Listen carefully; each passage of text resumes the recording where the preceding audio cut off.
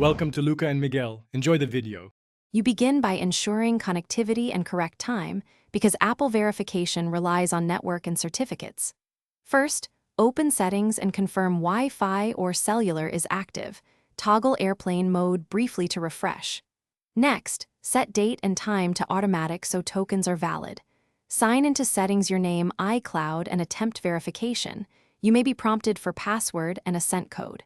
Do this now, because without these prerequisites, the next steps will fail. Once signed out, you sign back in to force a fresh authentication flow. This clears stale tokens that cause verification failed. If verification codes don't arrive, reset network settings to clear DNS and carrier cache.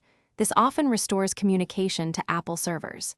Make sure your iPhone 7 is running the latest iOS. Security and authentication fixes are bundled with updates. While the device restarts, wait for push notifications to resume, and then retry entering the verification code immediately. You finish by confirming two-factor authentication delivery. Choose a trusted device or phone number so codes arrive promptly. If verification still fails, change your Apple ID password from Apple.com and then sign in on the iPhone 7 with the new password. This forces revalidation. Make sure to reboot after a password change. If problems persist, contact Apple support.